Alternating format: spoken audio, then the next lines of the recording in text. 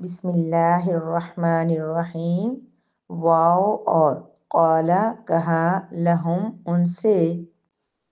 نبی نے، ہم ان کے، انا بے شک، آیتا نشانی، ملکی بادشاہت کی، ہی اس طالوت کی، ان یہ کہ، یاتیا آ جائے گا، کم تمہارے پاس، التابوت وہ تابوت، فی میں، ہی جس، فی ہی جس میں، سکینتن تسلی ہے، من سے، رب کم تمہارے، من ربکم تمہارے رب کی طرف سے، وبقیتن اور بچی ہوئی چیزیں ہیں، مما من سے، ما اس، مما اس میں سے جو، ترکا چھوڑی، آلو آل موسیٰ موسیٰ نے، واو اور آلو آل ہارون ہارون نے، تحملو اٹھائے ہوئے ہوں گے، ہو اس صندوق کو، الملائکۃ فرشتے، ان بے شک، فی میں، ذالک اس، لآیتن لا البتہ، آیتن نشانی ہے، لا لیے، کم تمہارے، لکم تمہارے لیے، ان اگر، کن ہو تم مؤمنین ایمان لانے والے۔ وقال لهم نبیہم ان آیت ملکہ، اور اس قوم سے ان کے نبی سمویل علیہ السلام نے کہا کہ بے شک اس طالوت کے بادشاہ ہونے کی نشانی یہ ہے، ان یأتیکم التابوت فیہ سکینۃ من ربکم، کہ تمہارے پاس تمہارا وہ تابوت، وہ صندوق واپس آ جائے گا جس میں تمہارے رب کی طرف سے ایک تسلی ہے، سکون ہے، وبقیت مما ترک آل موسیٰ و آل ہارون، اور آل موسیٰ اور آل ہارون کی بچی ہوئی باقی چیزیں اس میں موجود ہیں، تحملہ الملائکہ اس کو فرشتے اٹھائے ہوئے ہوں گے، ان فی ذلک لآیۃ لکم ان کنتم مؤمنین، اگر تم ایمان والے ہو تو اس میں تمہارے لیے بہت بڑی نشانی ہے۔ نحمدہ و نصلی علی رسولہ الکریم، اما بعد، سورہ بقرہ کی آیت نمبر 248 ہے،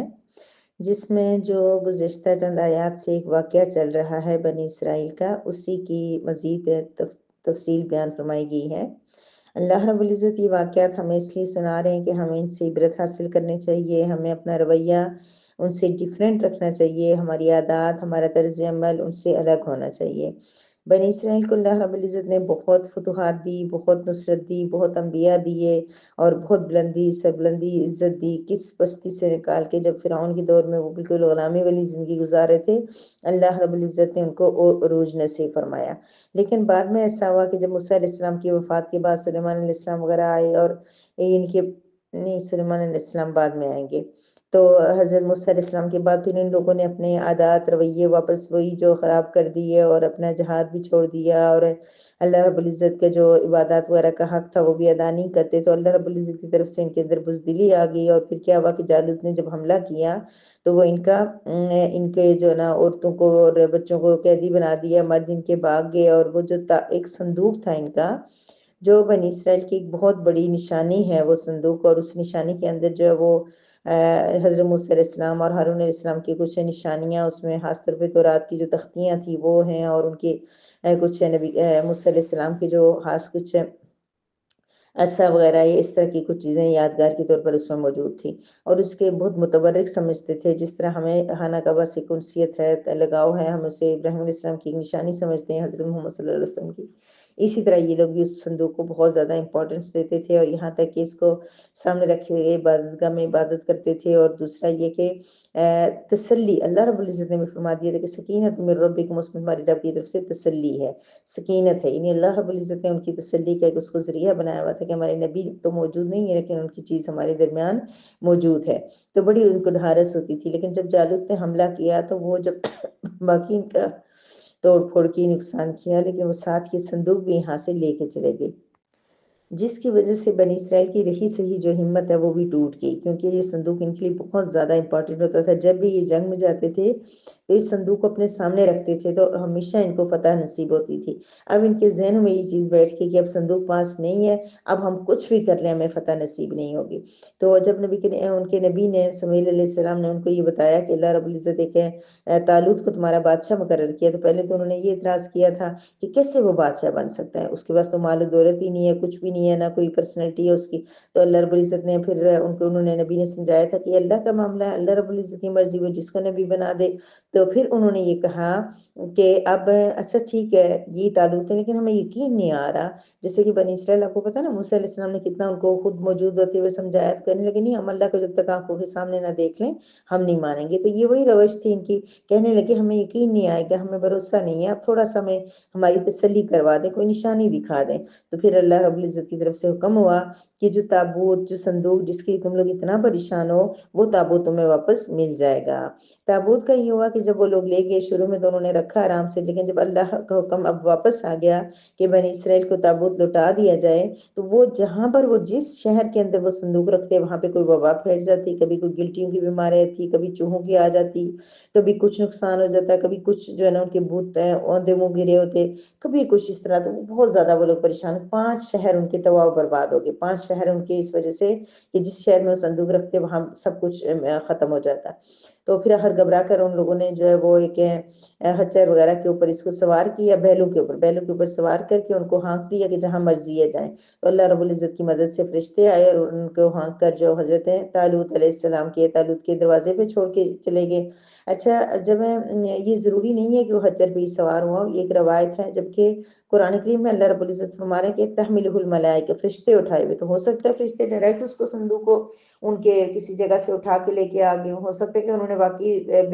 بیلوں کو ہی ہانکا ہو، کوئی اس میں ضروری نہیں ہے کوئی بھی چیز کنفرم، ہمیں صرف اتنا پتا ہے کہ اللہ رب العزت فرماتے ہیں کہ فرشتوں کو اللہ تعالیٰ نے حکم دیا، اور چونکہ وہ اللہ کے حکم کے پابند ہیں اس لیے وہ لے کے چلے گئے۔ اور جو ہی وہ طالوت کے دروازے پہ تھا تو انہوں نے ان کو دکھایا کہ صندوق آ گیا، تو پھر بنی اسرائیل بہت زیادہ خوش ہو گئے، مطمئن بھی ہو گئے، کیونکہ ان کا بہت زیادہ اعتقاد اس چیز پہ تھا۔ حالانکہ اعتقاد اور یقین جو اللہ کی ذات پہ سب سے زیادہ ہونا چاہیے۔ اور اسی طرح سے آج بھی دیکھیں ہماری دور میں کہتے ہیں کہ فلاں جگہ نبی کریم صلی اللہ علیہ وسلم کے جوتے مبارک ہیں، فلاں جگہ فلاں چیز ہے، ہو سکتا ہے کوئی چیزیں ان میں سے ریئل بھی ہوں، مجھے نہیں پتا، لیکن کبھی بھی جو ہے نا تبرک انہی چیزوں سے حاصل ہو سکتے ہیں جو بالکل ریئل ہوں، اصل وہی چیز ہو تو واقعی جو ہے نا ان کے ایک الگ ایک شان ہوتی ہے۔ لیکن جو خود سے بنا کے اور جھوٹ بولنا اور اپنے جو ہے نا یہ عجائبات کو پر رونق بنانے کے لیے اور اس طرح، تو یہ پھر جائز تو نہیں ہے، اور نہ ہی یہ وہ ہوتے ہیں، لیکن وہ لوگ اس طرح آج کل یہ بہت زیادہ چل رہا ہے، پھر اس کی تمثیل بنا کے کہ وہی نالین مبارک بنایا، اور اس طرح یہ وہ چیز نہیں حاصل ہو سکتی۔ اس سے ہمیں اب اگر ہمارے پاس نہیں ہے کچھ تو ہمیں اللہ رب العزت ہمارے پاس ہے، ہم اللہ رب العزت سے دعا کر سکتے ہیں، کوشش کر سکتے ہیں نبی کریم صلی اللہ علیہ وسلم پہ درود السلام بھیج کے، آپ کی سنتوں کے مطابق زندگی گزار کے، آپ کی حدیث کو سیکھ کے، آپ کے طریقے کو فالو کر کے، ہم تبرک کے بغیر بھی اگر ہمارے پاس کوئی چیز ان کی نہیں بھی ہے تو تب بھی ہم اس نبی کریم صلی اللہ علیہ وسلم کا قرب حاصل کر سکتے ہیں، قیامت والے دن ان کے شفاعت کے طالب ہو سکتے ہیں، اور ان کے ساتھ جنت میں بھی مل سکتے ہیں، اور جا سکتے ہیں ان کے پاس، حوض کوثر پہ ملاقات کر سکتے ہیں، سب کچھ کیوں؟ جب ہم نبی کریم صلی اللہ علیہ وسلم کی اتباع کریں گے۔ ضروری نہیں ہے کہ ہمارے پاس ان کے نالین مبارک ہوں اور ان کی ہم چیزیں جا کے دیکھیں اور سب کچھ کریں، ہم ان کی اطاعت کریں گے تو سب سے بڑی بابرکت چیز یہی ہے۔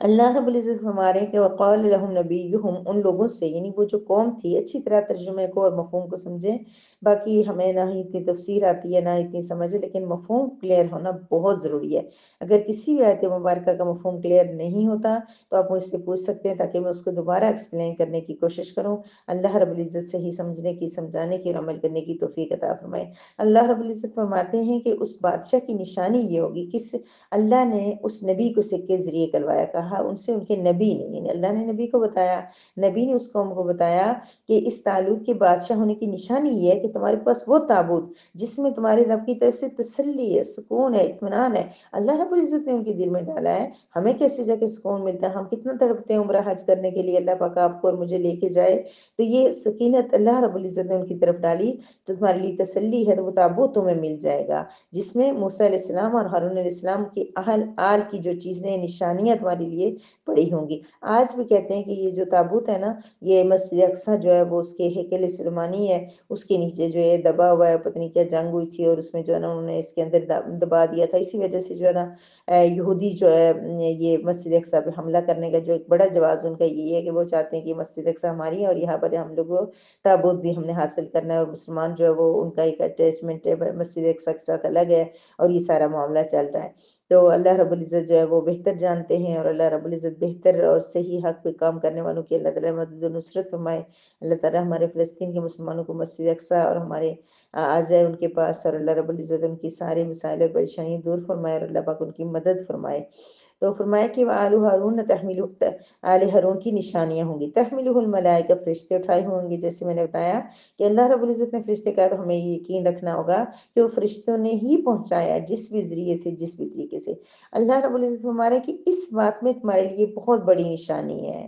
کس کے لیے؟ ان بنی اسرائیل کے لیے بہت بڑی نشانی تھی کہ وہ تابوت جس کے لیے وہ ترس رہے تھے، اتنے عرصے سے وہ کہیں جالوت اس کو لے گیا تھا، ان کے پاس نہیں تھا، آج وہ طالوت کے گھر سے ان کو مل جاتا ہے۔ ان کنتم مومنون، اگر تم ایمان والے ہو، اگر کرنا ہی نہیں ہے، تم نے ہر بات میں ہیلا ہی کرنا ہے، بہانہ ہی کرنا ہے، ایمان نہیں لانا، کوئی نہ کوئی بہانہ کر کے تم نے دین سے، تبلیغ سے اور جہاد سے پھر جانا، تو وہ الگ بات ہے۔ لیکن اللہ رب العزت کی طرف سے یہ نشانی تمہارے لیے ایک بڑی نشانی ہے، بہت بڑی۔ اگر تمہیں ایمان ہو، یقین ہو، تو اسی کو دیکھ کے تم کیا کر لو، جہاد کے لیے ہمت کر لو، اور تیاری کر لو۔ اللہ رب العزت ہمیں صحیح معنوں میں اس قرآن کریم کو سمجھنے کی، اور ہمیں بنی اسرائیل کے اندر جو خامیاں تھی، بعد میں آنے والے بنی اسرائیل کے اندر اللہ رب العزت ان سے ہمیں بچنے کی توفیق عطا فرمائے۔ ہمیں بھی صحیح معنوں میں جہاد چھوڑا انہوں نے تو ذلت اور پستی ان پر